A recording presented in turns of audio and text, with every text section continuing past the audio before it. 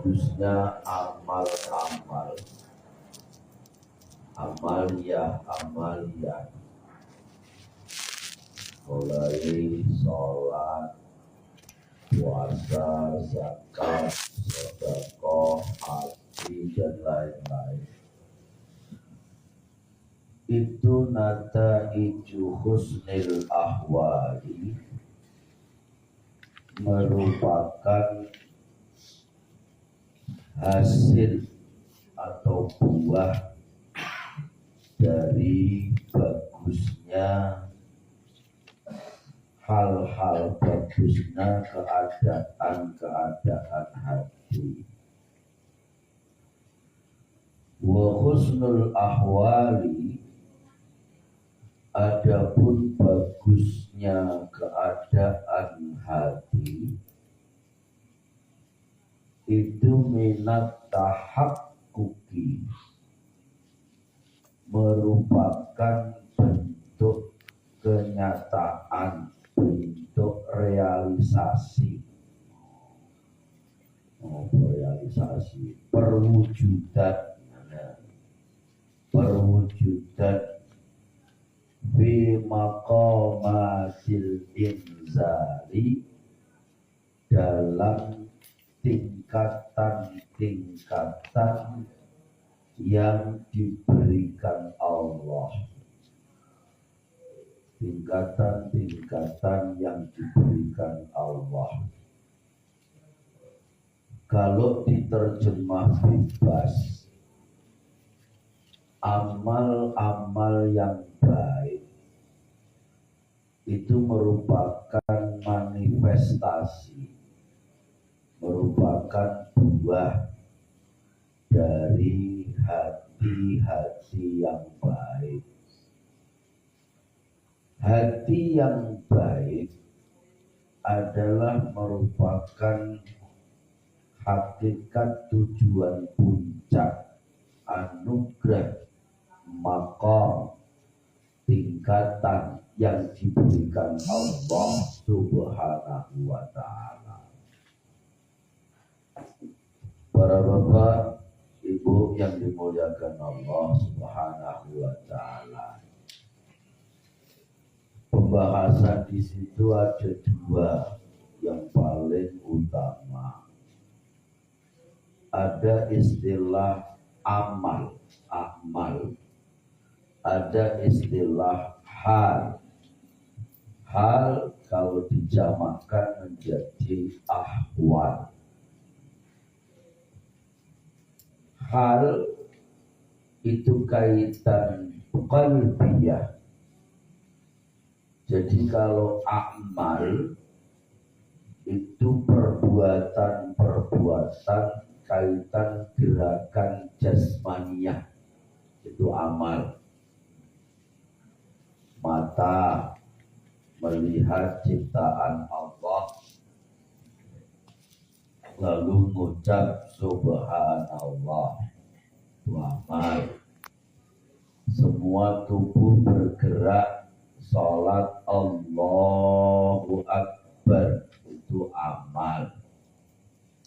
Kuping mendengarkan azan, bacaan sholat, orang baca Al-Quran, baca sholawat, itu amal.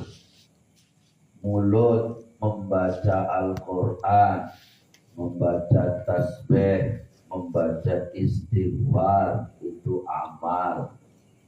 Tangan sedekah kepada fakir miskin, nyantuni nyayangi anak yatim, itu amal. Kaki melangkah menuju pondok, menuju masjid, menuju majelis tempat pengajian, itu amal. Jadi apapun, jadi perbuatan apapun yang sifatnya harokat al-jasmaniyah, gerakan-gerakan jasmani, anggota tubuh, itu namanya amal. Kalau hal yang dijamakkan ahwal, itu kait perbuatan-perbuatan yang kaitan hati, al-harakat al-qalbiyah, kaitan gerakan-gerakan hati.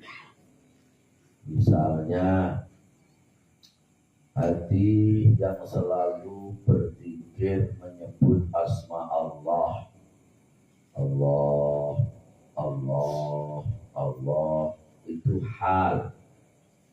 Hati yang tidak pernah suudzon, itu hal. Hati yang gampang suudzon, itu ya hal. Jadi hal itu ya ada yang baik, ada yang buruk. Sama juga dengan amal tadi. Amal itu juga ada yang baik, ada yang buruk. Kalau amal yang buruk, tangan buat nempelin orang lain. Nah, tangan buat mukul barang-barang yang tidak mesti dipukul. Ada jendela bagus-bagus dipukul, brak, pecah. Nah, itu ya amal. Ada gayung dilempar awannya, itu ya amal. Terus mulut dipakai minum-minuman keras, itu ya amal.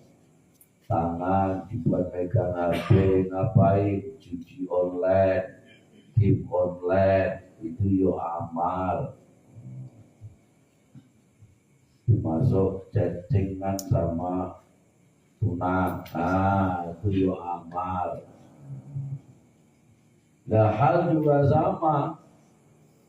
Amal di dalam hati itu juga ada yang baik, ada yang buruk. Yang buruk misalnya takabur, sombong hatinya. Sombong, asal ketemu sama anak yang lebih buruk dari dia, hatinya ngomong, kuli yang paling baik di dia, kuli yang paling hebat di Pangkal Pinang. Itu amal hal buruk. Termasuk ujub. Ujub itu apa? Membanggakan dirinya. Oh, kalau kuda datang, wah kecebur lah. Nah, untung ku nyumbang. Mengkuda nyumbang gak jadi asrama pondok. Nah, itu ujub. Ujub. Nah, balikannya takabur, hal yang baiknya apa? Tawadhu. Tawadhu, rendah hati. Bukan rendah diri loh. Kalau rendah diri namanya minder. Oh, minder. Dipanggil ustadznya, sini. Ya. Sini. Ya. Kenapa? Malu. Ah, itu minder. Kalau rendah hati itu tidak sombong. Nah, karena merasa bahwa dirinya aslinya tanah. Apa yang disombongin? Dia bisa merasa asalnya saya bayi lahir ke dunia ini yang tidak tahu apa-apa, tidak ngerti apa-apa, tidak punya apa-apa, juga tidak bawa apa-apa. Jadi kalau kita ngerti itu kan tidak berani sombong. Sampai ini loh, lahir ke dunia itu taunya cuma satu, owe-owe. Berarti kan tidak ngerti apa-apa. Kalau bayi itu langsung ngerti, pasti bayi bakal beda. Ao, ao. Kalau bayi Madura, buah bodoh remah. Kalau bayinya Jawa, enggih. Tapi kenapa bayi semua sedunia kok cuma owek-owek? Karena tidak ngerti apa-apa. Bisanya cuma teriak, dan itu adalah ekspresi dari teriakan bayi. Maka kalau bayi lahir kok gak bunyi owek-owek, pukulin pantatnya, ayo bunyi, bahaya itu, bisa malah mati nggak lama. Bayi lahir gak bisa apa-apa. Sampai pernah nengok bayi lahir itu langsung lari.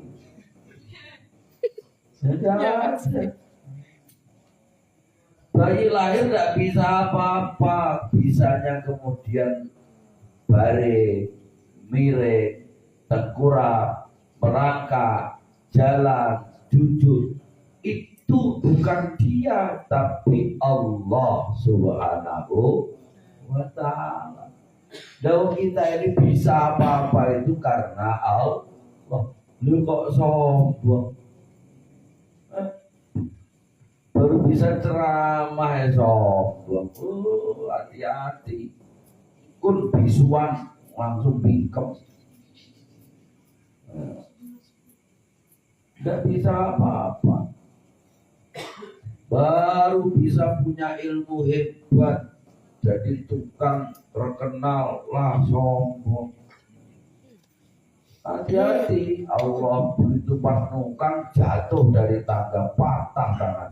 Ayo, nggak bisa megang jengkol, hilang. Di samping itu juga kita lahir nggak bawa apa-apa. Ada bayi lahir langsung bawa dompet. Bayi lahir, kita bagi. Gak ada. Gak punya apa, gak bawa apa-apa. Maka kalau kita paham ini, kita namanya arafa nafsah, faqad arafa rabbah. Orang yang mengerti jati diri kita sesungguhnya, maka dia akan bisa dekat dan ngerti dengan Allah. Nah, jadi kita jadi apa aja tidak perlu sombong. Wajah ganteng dikit lah sombong, cantik dikit sombong, perkara itu mancung sombong, kuntung sepan pesek kamu. Tidak perlu sombong. Maka tawadhu, sehingga Rasul mengatakan man takabbaro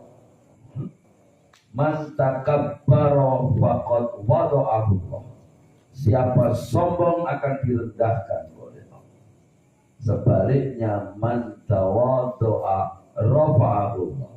Siapa bisa rendah hati maka akan diangkat derajatnya oleh Allah. Itu hal ya, kayak Namrud, Raja Namrud, musuhnya Nabi Ibrahim. Wah, itu kayak Fir'aun, kaya raya, jago perang, semua kalah perang lawan dia. Begitu Nabi Ibrahim berani melawan dia, sampai dibakar gak mempan, Namrud nantang Tuhannya Ibrahim. Dia bikin tower Zam-Zam yang di Mekah itu kalah, lebih tinggi lagi. Tujuan naik ke situ bawa panah. Ibrahim, panggil Tuhanmu. Nih, hadapi Namrud. Tuhan ditantang dan sombong. Mana Tuhanmu? Suruh mana nongol. Wah, Tuhanmu benci, penakut, ngumpet. Waktu dipanah ke langit depan Namrud, teng, gitu. Nah, panahnya Namrud itu panah ajaib, dia bisa balik sendiri. Kayak apa tuh senjata? Bumerang. Begitu teng sama malaikat, panahnya dibawain burung, cek kena burung. Begitu panahnya balik, tembus burung, ada darahnya.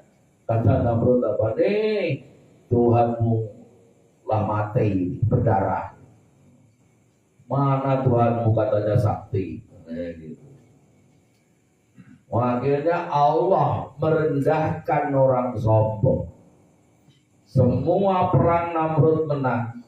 Yang didatangkan Allah bukan pasukan, bukan jago kungfu, bukan meriam. Apa itu? Nyamuk. Nyamuk kecil, ngomong. Begitu dekat sama Namrud, bingung dia nyamuk. Akhirnya nyamuk masuk hidung. Lu masuk hidung terus gerogoti otak, tembus sampai dubur. Nyamuk yang gagah gede kayak gitu kalah sama makhluk Allah yang kecil namanya nyamuk. Mati dia jatuh dari tower. Akhirnya orang takut semua. Kemudian pada sebagian beriman ikut Ibrahim. Maka jangan sombong. Saya pernah ketemu pendekar itu. Wah, dia jago. Pas jalan sama saya, wah, ucap ketemu kodok. Dah, pendekar sakti sama kodok malah takut. Maka jangan sombong, Jun. Itu kalau musuhmu tahu kamu pak tarik kodok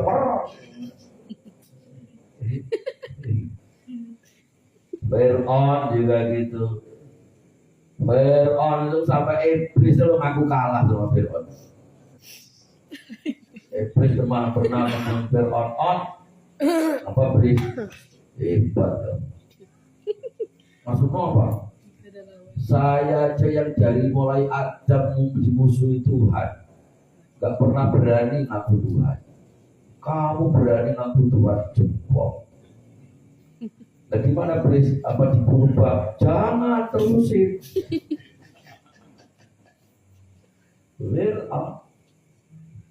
Akhirnya mati karena kesombongannya direndahkan oleh Allah. Bukan mati karena dibunuh senjata manusia, tapi tenggelam di laut merah. Sombong. Maka hati-hati, itu hal. Ada lagi hasud. Kata Rasulullah, al-hasud lahud. Orang hasud itu pikirannya tidak sehat. Orang hasud itu agamanya hilang. Hasud. Orang hasud diibaratkan seperti api yang membakar kayu bakar. Ada juga hadis yang mengatakan orang hasud pada orang lain itu seperti makan bangkai. Jadi busuk orang hasud. Orang hasud itu apa? Orang yang tidak suka kalau orang lain mendapatkan nikmat. Itu hasud.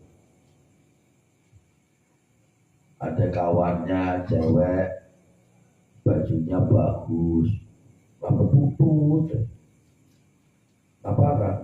Ya,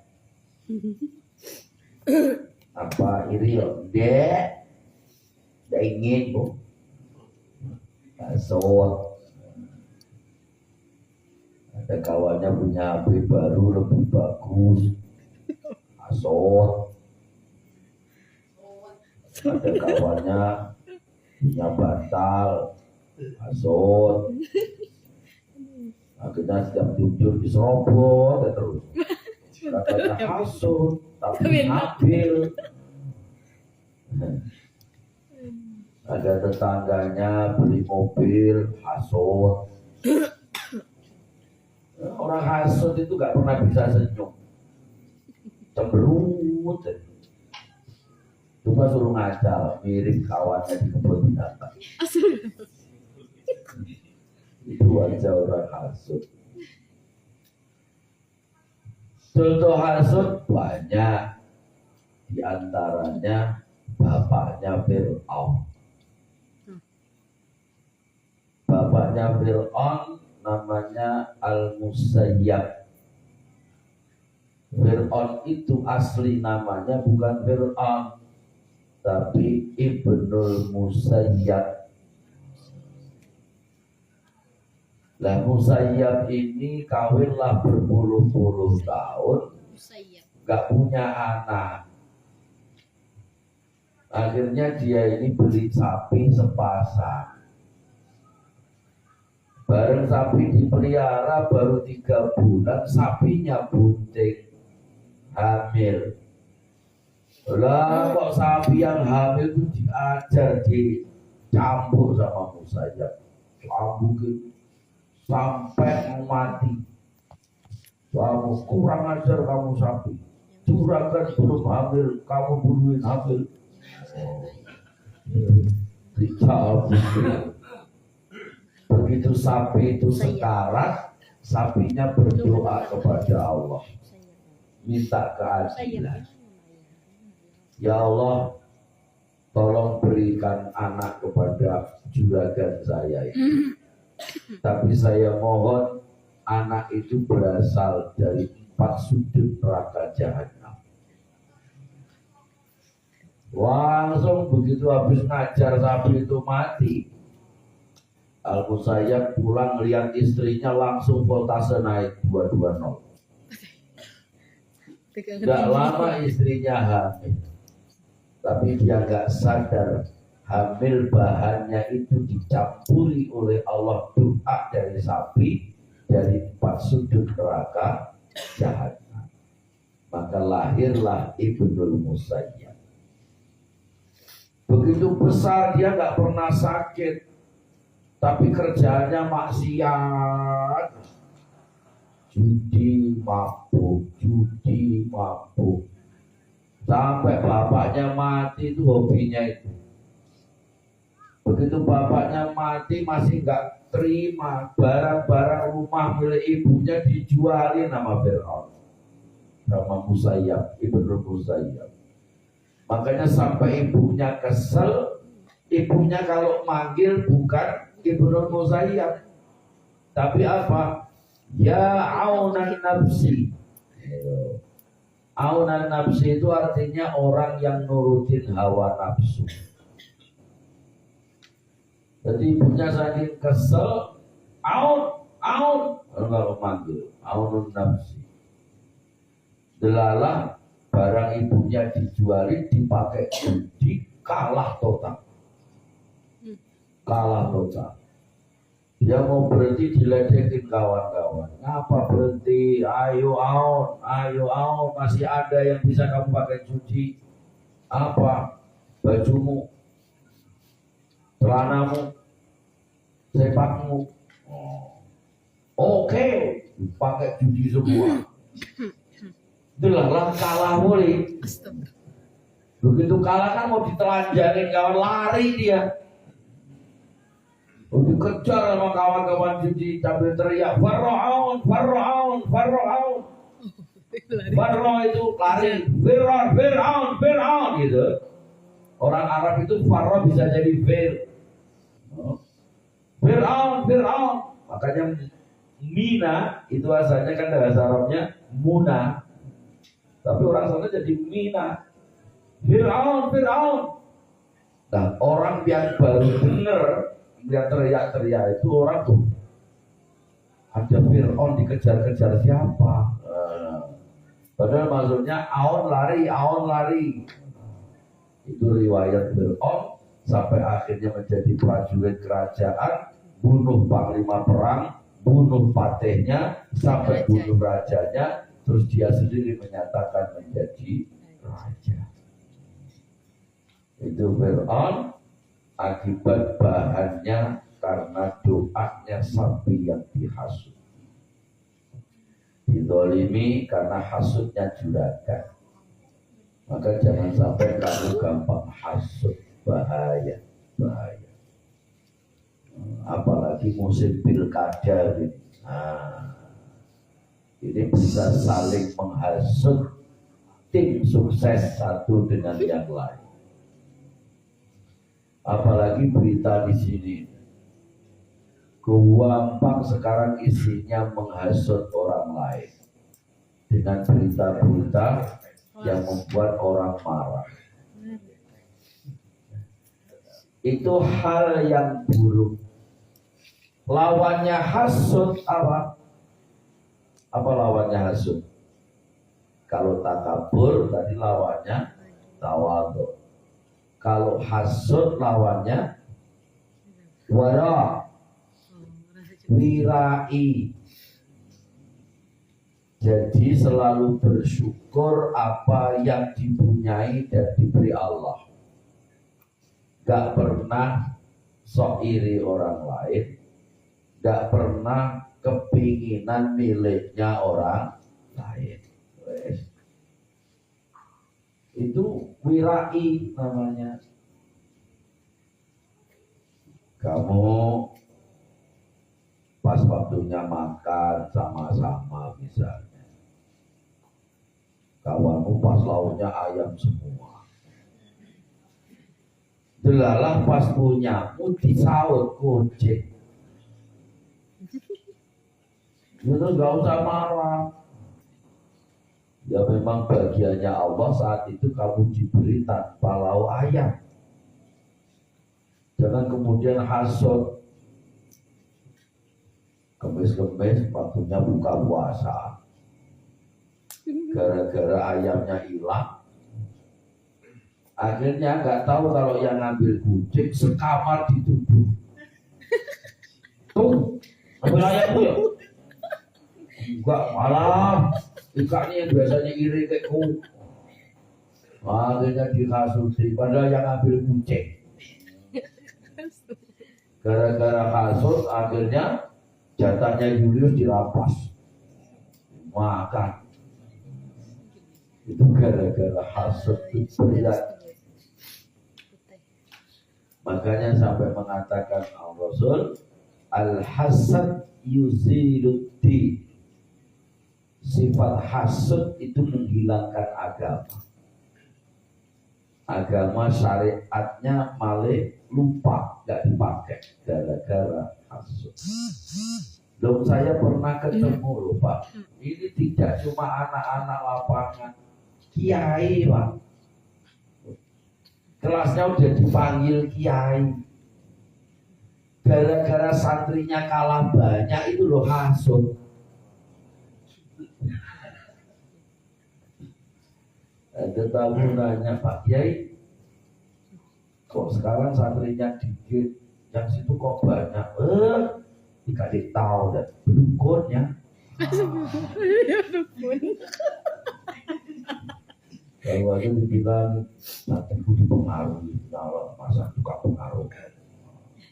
Itu gara-gara hasud bahaya. Akhirnya karena mestinya kiai itu sandarannya ke Allah, gara-gara kasut nemuin orang pinter. Tolong pasangin apa-apa di pondok itu. Sampai biar sepi. Kasih dah kalau berhasil 100 juta. Oh, hilang agamanya gara-gara hasud. Bahaya. Dan biasanya hasud itu cenderung seprofesi. Santri yo antar santri, pelajar antar pelajar, dokter yo sama-sama dokter, pedagang yo sama-sama pedagang.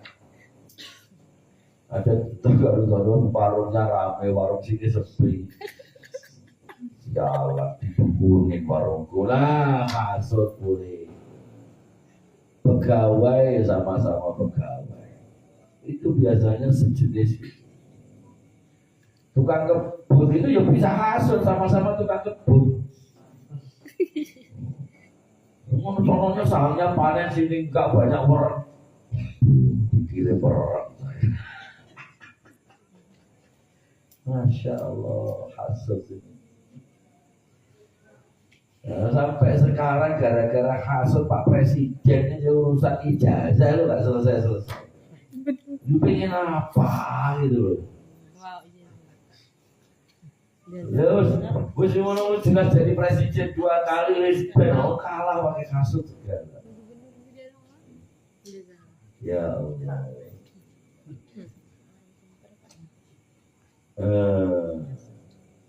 Kadang-kadang hal kecil karena hasud diviralkan.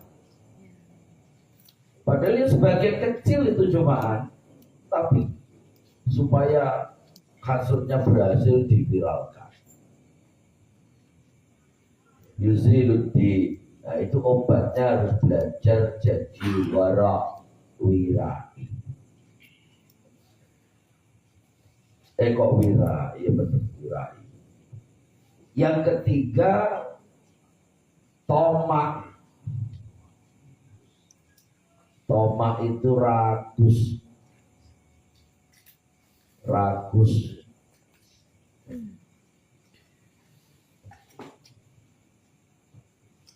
Punya toko satu, pengen dua, punya dua, pengen tiga, punya tiga, pengen empat, terus tidak berhenti. Itu tomak. Jilbab 7 ekor lah cukup. Setiap tanggal muda beli jilbab baru. Itu namanya tomak. Pokoknya asal keluar update baru. Wah, geger. Tomak. Lawannya qanaah. Qanaah itu menerima apa adanya.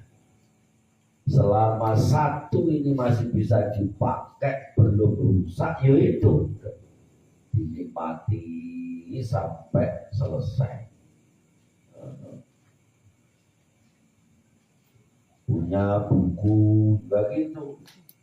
Buku satu belum habis, naik kelas lah ganti buku baru. Tomak itu. Ya buku satu sampai selesai halamannya. Ya Allah. Rumah, masa melihat tetangga rumahnya dibuka, gak mau ketinggalan dibuka. Itulah gaya-gaya orang tomak itu. Lawannya adalah qanaah. Qanaah. Nah, maksudnya apa tadi kaitan kalau orang amalnya bagus, itu bukti hasil dari hati yang bagus. Orang yang amalnya buruk itu manifestasi dari kerjaan hati yang buruk. Kalau ada orang kok senengannya ngomong dia, ngomongnya hewan dulu, pokoknya serba hewan, dikit-dikit hewan. Bisa ngomong itu berarti hatinya buruk. Hatinya kena sifat tadi, sombong, riya, hasud, tomak. Akhirnya buahnya adalah perbuatan buruk. Ada orang kok senengannya judi. Kalau zaman dulu judi mudah digerebek. Karena judi zaman dulu itu kan ngumpul gitu, dikocok. Kalau nggak dikocok dulu itu pakai angka itu, kayak apa itu namanya, kardadu itu. Zaman saya kecil dulu. Nah, kan gap kotak-kotak gitu kayak mahjong tapi isinya dua kartu dom kayak gap tapi bentuk kartu domino bentuk apa QQ kotak-kotak itu ya. Nah, nanti ditaruh di kayak bekas kilas gitu loh.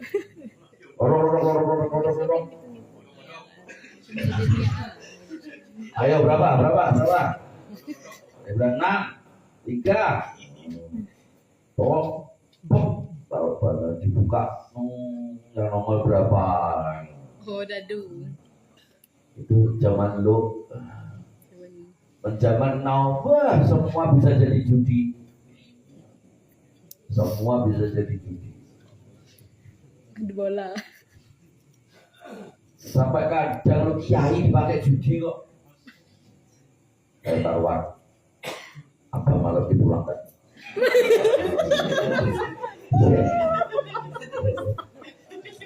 Jujur. Nah, amal-amal yang melakukan seperti itu ya sebab hatinya buruk. Hatinya terjangkit penyakit buruk. Termasuk mabuk. Itu ya karena hati-hati yang buruk.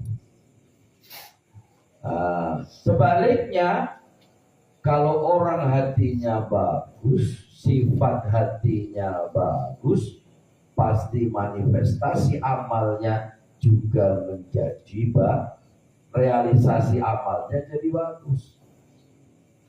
Hatinya bersyukur, qanaah, wara, tidak pernah macam-macam. Lihat kawannya lebaran belanja, karena dia qanaah. Tengok kan kemarin baju belum ada yang kaget, dan tidak usah. Ini yang sendalnya masih nyaman dipakai, ya sudah. Beda dengan tadi yang sifatnya buruk. Sholat Id itu kalau hatinya buruk, Allahu Akbar, lirik aku bajunya bagus, wajian, tidak pede. Kecuali kalau memang bajunya udah cantik, warnanya lampu sempri, supaya bisa bersyukur. Karena kalau kamu lihat kawanmu bajunya bagus, mukenanya bagus, putih cemerlang, nengok mukenamu, ya Allah, putih agak coklat. Itu tidak pede. Lebih baik yang itu. Kalau saya bahasa nasyadili, daripada iri, lebih baik bersyukur. Tapi selama masih pantas, yo jangan menumpuk-numpuk. Nah, jadi mubazir. Saudaraku, jadi kalau sifatnya bagus, qanaah, tidak bakal gampang pengen kepinginan. Sifatnya warong, tidak bakal hasud. Kenapa warong? Ya dia sadar Allah itu membuat punya posisi dan model masing-masing. Mau kita bentuk wajah itu loh, gak ada yang sama tuh. Teknologi gak bisa niru loh itu. Robot itu sekali bikin ya sama. Loh kita itu loh dari lahir yang sama itu loh, gak sama kok. Kamu perhatikan nanti di rumah sama adik-adikmu, kamu samain lah, gak sama. Adikku kok hitam kok, aku kok coklat, kakakku kok putih, lo gak sama. Paling ya bisanya olok-olokan. Wah, kamu dulu waktu lampu mati, saya dulu putih karena waktunya pas nyala. Gak kayak coklat, biar peteng. Ujung mancung aja gak sama kok. Ada yang mancungnya lurus, kenceng, kayak kayu Pinocchio. Ada yang kenceng bengkok. Turki ya, orang Turki ya. Ada yang kenceng benda depan. Masya Allah. Dan itu kita sadar kan, mau hasud itu loh semua yang bikin Allah. Ya wes diterima. Para bapak yang dimuliakan Allah Subhanahu wa taala. Allah berfirman di dalam surat Kahfi, A'udzu billahi minasyaitonir rajim. Inna ja'alna ma'alal ardi zinatan laha linabluwahum ayyuhum ahsanu amala. Sesungguhnya aku bikin semua di atas bumi itu menjadi perhiasan dunia. Untuk apa? Untuk menguji manusia. Mana yang amalnya bagus, berangkat dari hati yang bagus. Jadi kita ini ujian semua. Di surat Tabarak itu juga ada tuh. Al-Mulk. Alladzi khalaqal hayata wal mauta liyabluwakum ayyukum ahsanu amala. Semua itu untuk menguji lulus apa tidak. Apa pilih bagian yang tamak, yang hasud, apa pilih yang bersyukur, yang qanaah, yang wirai. Itu nanti akan terisolir. Ini yang lulus, ini yang enggak lulus. Ini yang setengah lulus dan setengah enggak lulus. Ada. Karena nasi itu kan ada yang matang, ada yang mentah, ada yang setengah matang, setengah mentah. Ya kamu tinggal pilih mau yang mana. Pohon berbuah itu, mangga, durian, ya. Pohon itu tidak semuanya berbuah. Pohon itu tidak semuanya berbuah.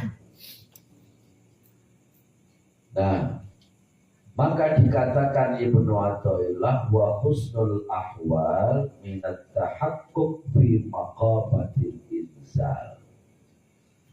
Orang yang amalnya kemudian paduan dari ahwal dan akmal itu berdua, itu loh puncak makam anugerah dari Allah Subhanahu wa ta'ala.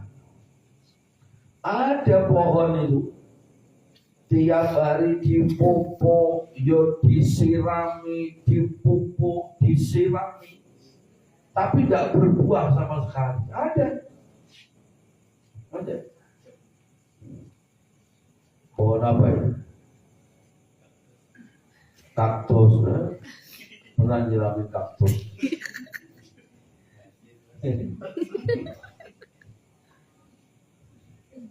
Tapi ada pohon itu disirami, dipupuk, kemudian keluar buah.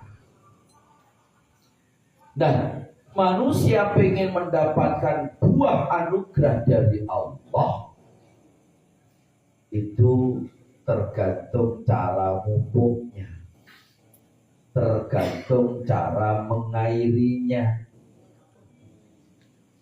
Lek pohon itu ditanam, disiram, dipupuk sekali cak. Kira-kira hidup apa berbuah? Mati. Oh, nggak pernah disiram, nggak pernah dipupuk. Nah itu Pak, tanam sendiri hidup. Iya, tapi kan disiram sama Allah lewat hujan. Ini enggak, ditaruh di kaca, nggak pernah disirami, nggak pernah dipupuk. Lama-lama apa? Kering, mati. Nah kamu juga begitu.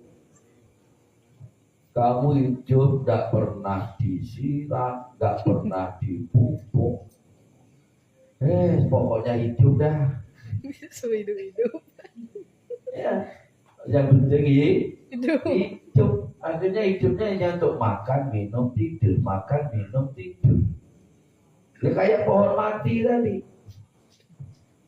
Gak bisa apa-apa, gak ngerti apa-apa.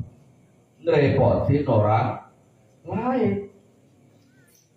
Nah gimana gak repot kalau pohonnya layu? Mau diambil apanya? Paling ditukel, dibuang. Akhirnya jalan, jadi dibikin jalan. Cari di sampah.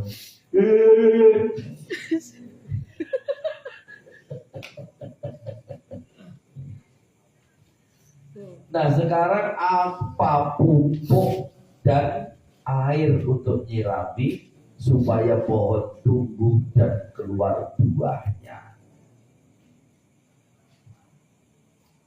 Airnya adalah berupa zikir, pupuknya berupa ilmu. Maka Nabi ada ungkapan al ilmu bila amalin kasyajari bila sasrotin. Pohon itu harus diilmuin, walaupun disiram, walaupun mupuk, tapi kalau tidak pakai ilmu mati pohon itu. Kalau tidak percaya sampai nanam bibit mangga, tiap hari kamu kasih sekilo pupuknya, airnya itu seember tiap hari. Itu kayak meja dikasih air pegang-pegang mati. Gak ada ilmunya. Nanam apa jenis pohon yang tidak bisa ditanam di pasir, kamu tanam langsung, gak mau, harus pakai tanah supaya hidup. Itu namanya ilmu. Makanya Indonesia itu tanaman sering kalah dengan orang luar itu gara-gara apa? Males cari ilmu. Jahe, tahu jahe? Kan Indonesia itu gudangnya atau jahe. Tapi kenapa yang bisa menentukan harga jahe dunia itu adalah Jepang? Karena Jepang nanam pakai ilmu, orang Indonesia enggak. Asal lempar. Itu karet, buah karet itu yang harga paling stabil Malaysia. Padahal Malaysia pun banyak nanam di Indonesia. Kenapa kok Indonesia kalah harga karet? Gak bisa stabil, kadang naik, kadang turun. Sawit kan gitu, kadang naik, kadang turun. Karena orang Indonesia males dari itu. Ada satu cerita nyata ya,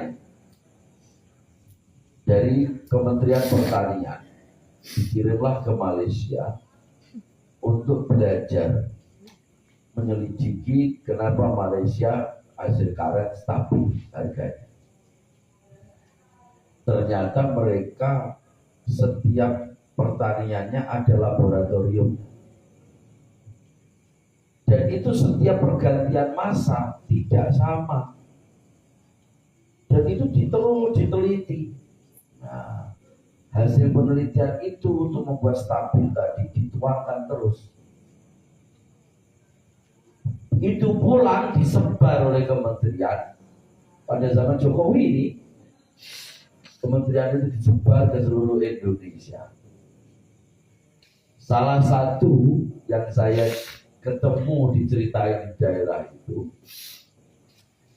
ada sekitar 50 kelompok petani kebun karet dikumpulkan, mau dikasih tahu ilmu tadi supaya harga karet stabil. Diundang 50 kelompok tadi, yang datang cuma 11. Itu pun ketika mau diisi seminar, apa komentar mereka?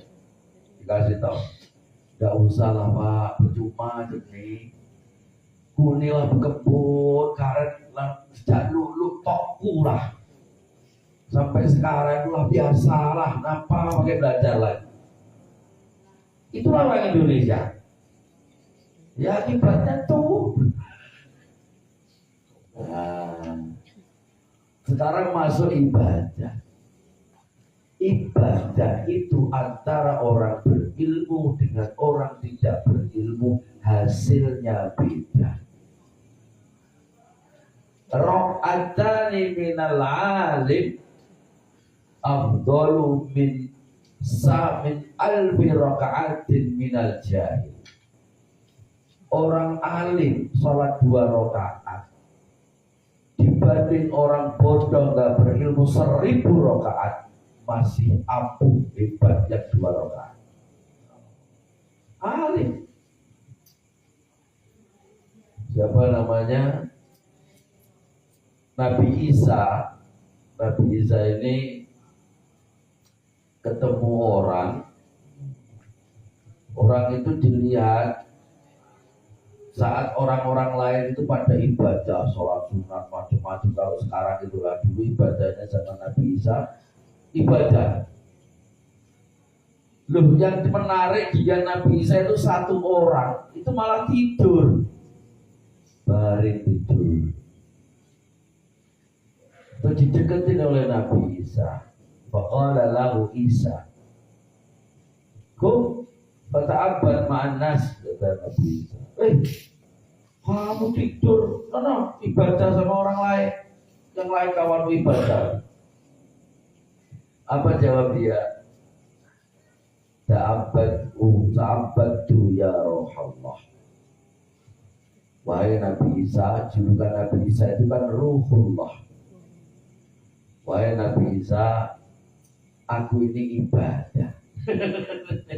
Orang tidur tadi jawabannya, aku ini ibadah. Waqala lahu ma ibadatu. Tidur ibadah apaan kamu?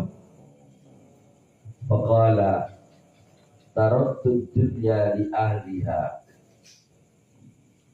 Nabi Isa, orang-orang itu ibadah, kan hatinya pada pengen rezekinya lancar, kebunnya aman, tokonya laris.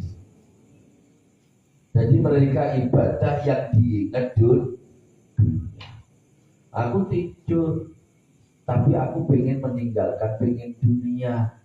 Aku tidur tapi hatiku Allah, Allah, Allah. Benar mana? Tapi santri jangan dibikin alasan itu. Sekolah tidur. Apa nggak sekolah? Ibadah. Ancang-ancang. Itu namanya memanfaatkan agama untuk hati yang buruk.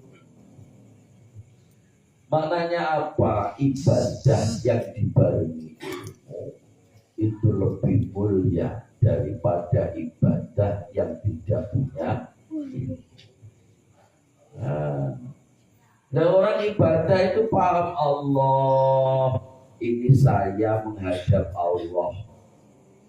Makanya Allahnya yo ingat Allah. Beda dengan orang sholat karena absen pegawai negeri. Waktu kalau tidak sholat gak dapat pahala, itu masuk neraka, itu bahaya. Allahu Akbar, surga. Itu jauh lebih baik yang punya ilmu. Makanya Umar bin Khattab itu setan itu takut karena berilmu. Nabi pas masuk Masjidil Haram, karena Nabi itu makrifat, ngelihat ada setan itu di pintu cuma begini dong. Dan masuk masjid, dideketin sama Nabi. Setan. Nabi juga gak marah loh sama setan.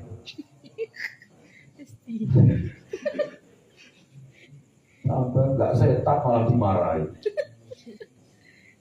Kata Nabi, kamu kok tunggal gak godain orang sholat di masjid itu? Kok cuma longak-longok? Males. Itu kenapa males? Tuh, orang tidur itu gara-garanya. Tapi ketawa loh, wah aneh kamu. Takut kok sama orang tidur, bukan sama yang melek. Iya, tidur itu sakti. Ngoroknya aja zikir. Makanya Nabi itu kalau tidur ngorok. Jadi kalau ada orang tidurnya ngorok, jangan kamu marahi, itu warisannya Nabi.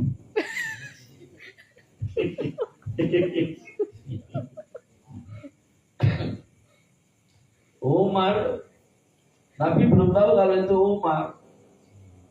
Lu kenapa kok kamu takut orang tidur? Ditanya setan iblis. Muhammad, yang tidur itu orang berilmu, alim. Kalau saya godain orang-orang yang tidak berilmu, yang sholat semua itu kecil. Cuma nanti kalau dia tak goda, salah, yang tidur itu bangun dibenerin lagi, capek deh. Aku goda gak berhasil berarti. Masya Allah, ya wes terserah kamu dah. Nabi masuk, bangun itu yang tidur. Begitu tidur, bangun, melihat kanjeng Nabi langsung, Masya Allah, Nabi ya Rasul, maaf Nabi ketiduran. Wah, luar biasa. Pantesan yang tidur kamu sampai setan aja takut. Setan takut. Mulai hari ini namamu tak kasih tambahan. Umar Al-Faruq. Jadi nama Al-Faruq itu gara-gara setan takut. Makanya dulu para kiai kuno kalau ada kotak duit, laci atau dompet atau apa, kok hilang mulu, ada tuyul model apa?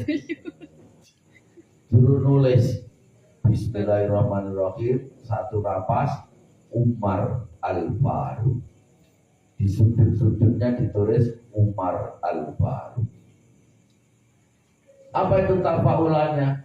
Kalau setan ada apa tadi? Peternak tuyul tadi. Borong atau macam-macam mau ngambil duit, wah ada Al-Faruq, enggak berani, enggak berani. Itu tafaulan, kirim Fatihahnya kepada sahabat Umar. Itu ilmu itu. Nah kalau yang ngambil kawan sendiri, dan yang ngambil itu kan ada setannya. Setannya takut gak jadi ngambil. Nah, itu bahkan Umar itu saking berilmunya, Mungkar Nakir itu gak berani nanya. Pas wafat itu sahabat Ali kan yo agak apa ya unik gitu. Habis dikubur, sahabat Ali malam itu sholat hajat. Mohon kepada Allah ditunjukkan keadaan Umar di kuburan. Oh yo enak-enak tuh Ali. Maksudnya Ali kenapa begitu itu?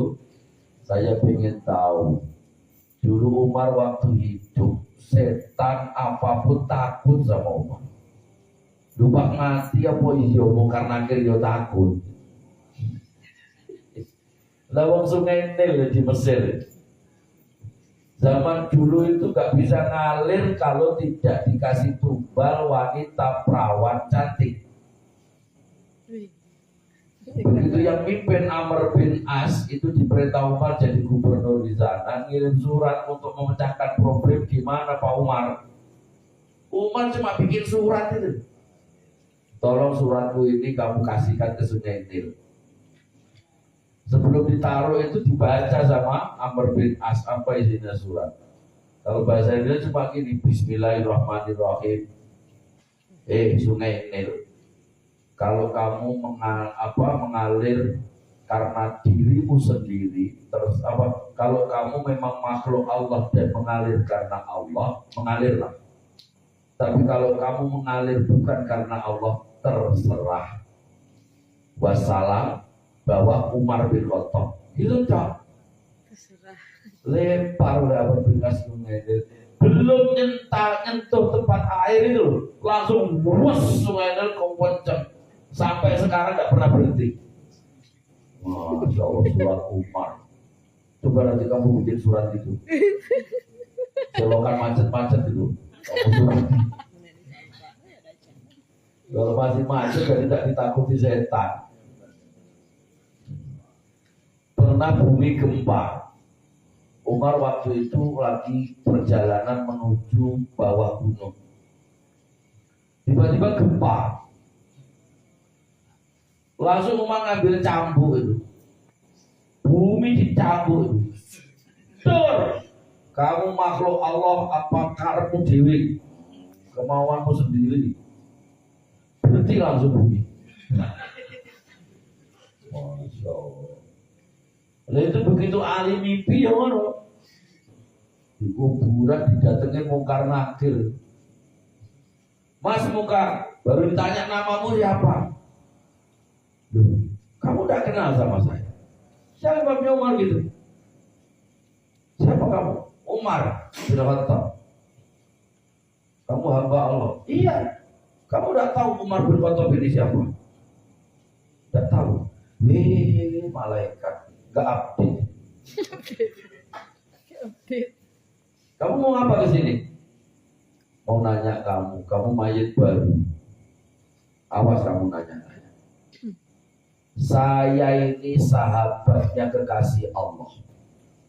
Saya ini sahabatnya Rasulullah Muhammad SAW yang berjuang bersama Rasulullah. Sampai kamu banyak nanya, tak laporin sama Nabi Muhammad. Disebut Nabi Muhammad keder bukan nakir. Paginya pulang. Nih. Tanya ya Allah, loh kok pulang kan? Nakir. Kalau saya nanya dilaporkan Rasulullah kekasihmu. Siapa dia? Umar bin Khattab. Silakan jangan kamu tanya. Itu Umar. Ali bangun tidur terus sampai bisa gedek-gedek. Maru. Malaikat sampai takut nanya. Maka tadi tak tiru.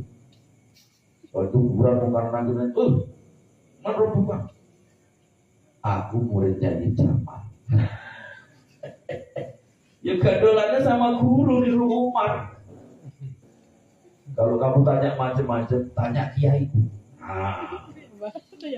Kiainya ditanya begitu juga ke gurunya. Sampai Nabi Muhammad gak jadi nanya murid. Itu enaknya orang gadolan ulama, gadolan sama dengan Rasulullah. Para bapak yang dimuliakan Allah Subhanahu wa ta'ala. Apa tadi cerita apa kok Umar? Jadi buah dari hati, perilaku hati itu menyebabkan amal. Kata Rasulullah, inna fil jasadi mudghah. Di tubuh ini ada segumpal daging. Idza soluhat soluhal jasadu kullu. Kalau segumpal daging segumpal darah itu bagus, amalnya jadi bagus semua. Tapi wa idza fasadal jasadu kullu. Lek hati kita ini jelek, amal kita jadi jelek semuanya. Apa ala wa hiya al-qalb. Apa itu hati? Maka bangunlah jiwanya, bangunlah raga. Ya, lagu Indonesia Raya kan gitu kan. Bangunlah jiwanya, bangunlah badannya. Itu bukan bangun badan dulu, raganya hancur, hatinya hancur. Makanya di Sungai Liat itu badannya sehat-sehat, hatinya otaknya miring. LSD. Sekarang hati-hati, zaman akhir orang lebih mementingkan casing daripada isi. Jangan terjebak botolnya merek madu, isinya racun. Lebih baik botol biasa-biasa tapi rasanya luar biasa. Ini baru saya menjelaskan tentang kaitan syariat dan amal yang realisasi dari hati yang baik dan buruk. Besok saya lanjutkan mengarah kepada yang maqamatil inzal. Terus kemana nanti arahnya? Kita kalau sudah amal batinnya baik, amalnya baik, untuk meningkat ke makom yang lebih tinggi. Wallahu a'lam bishawab. Al-Fatihah. Bismillahirrahmanirrahim. Allahumma shalli ala sayyidina Muhammad wa ala ali sayyidina Muhammad. Alhamdulillahi rabbil alamin. Wa nas'aluka ya man wallahu alladhi la ilaha illa huwa ar-rahmanir rahim al-malik الملك القدوس السلام المؤمن المهيمن الأحد الصمد لم يلد ولم يولد ولم يكن له كفوا أحد اللهم إنا نسألك ما سألك نبيك رسول الله محمد صلى الله عليه وسلم اللهم إنا نستغفرك كما استغفر نبيك محمد صلى الله عليه وسلم اللهم إنا نعوذ بك مما تعوذ به نبيك محمد صلى الله عليه وسلم اللهم إنا نستودعك ما علمتناه وتب إلينا عند حاجتنا إليه ولا تنسناه يا رب العالمين اللهم أعطنا محبة إليك أعطنا محبة إلى رسولك اللهم أعطنا محبة إليك وإلى رسولك ربنا آتنا في الدنيا حسنة وفي الآخرة حسنة وقنا عذاب النار وصلى الله على سيدنا Muhammad walhamdulillahi rabbil alamin. Demikian mudah-mudahan manfaat. Wassalamualaikum